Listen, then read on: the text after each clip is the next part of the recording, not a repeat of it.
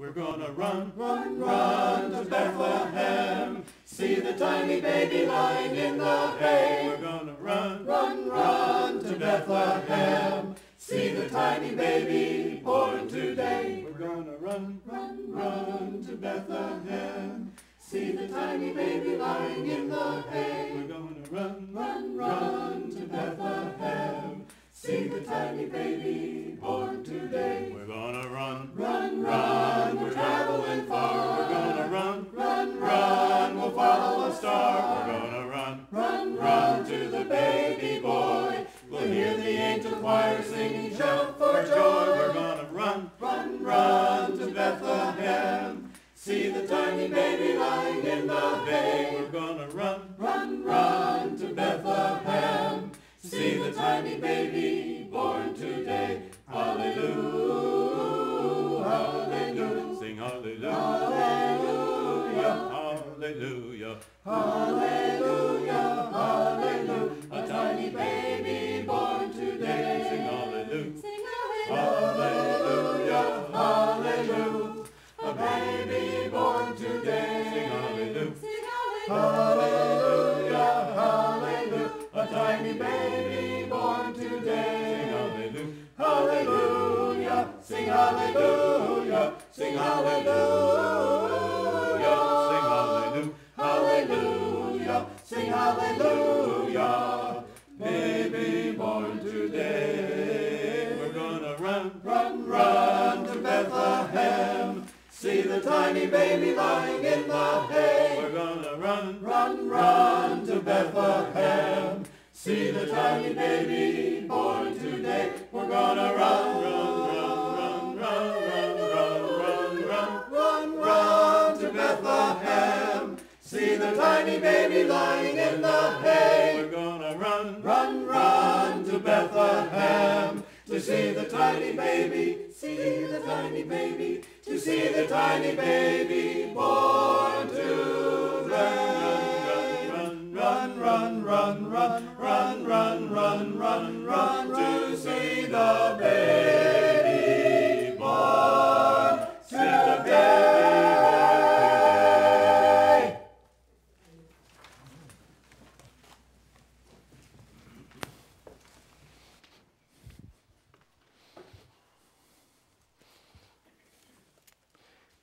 Thank you, choir. Now I know what I can do to get people's attention. You ever think about it? Why did Jesus come when he did? I mean, you know, if he came today, he could blog, he could Twitter. What's that other one? Facebook. YouTube. He could be everywhere. Why did Jesus come when he did? Well, let me put some images in your mind. Imagine, if you will, that a world leader plans to send a man on a mission of great importance. The fate of the world rests upon the success of this mission. The commander plans everything right down to the last detail. Nothing is left to chance. Everything is carefully considered. The leader will send only the top candidate to carry out his mission. He must determine where and how and what is best to complete that mission. And believe me, timing is everything. Should he send the candidate too soon or too late, the whole mission could fail. Well, our ultimate world leader, the one at the very top of the chain, planned just such a mission. Our world was headed for destruction and ruin from the inside out, because humanity was and is enslaved by sin. For all have sinned and fallen short of the glory of God. That's what the scriptures tell us. People are at war with themselves and with one another. And this is God's response to our hopeless situation. For God so loved the world that he gave his only begotten Son, that whosoever will believe in him shall not perish, but shall have life eternal. That comes from John 3:16. Jesus was not only God's only Son, he was also God's agent to save a lost world. To succeed, Jesus would lay down his life for the sins of all people.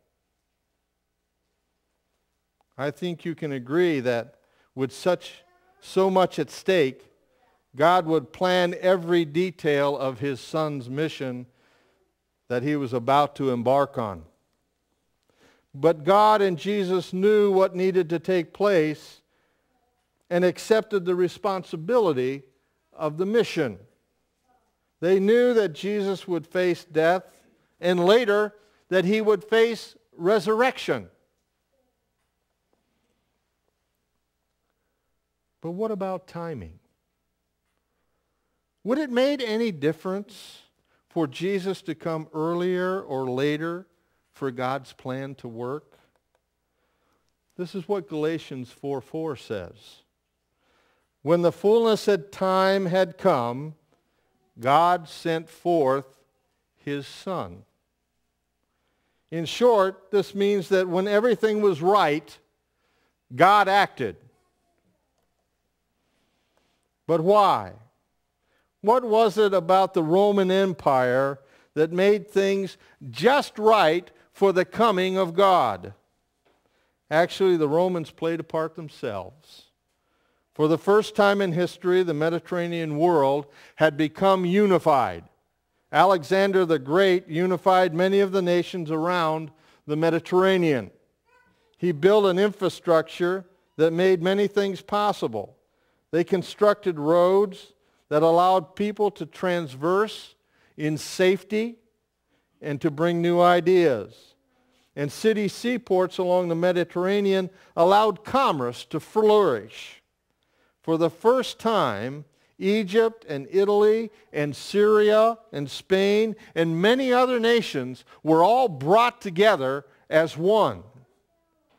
And this allowed for the message of Christ to spread far and wide.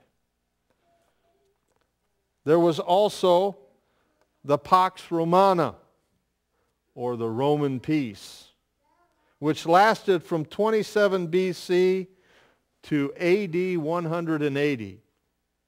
Gee, right when Jesus was alive.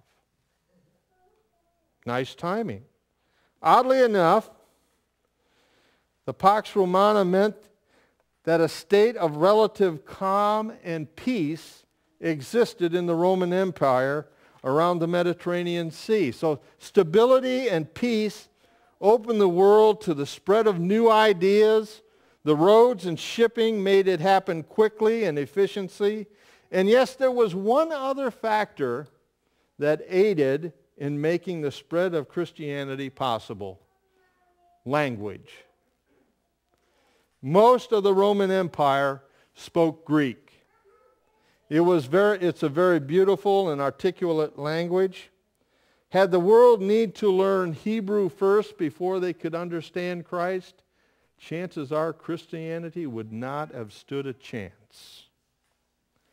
And yet it was Christianity that was capable of toppling the greatest empire in the history of mankind.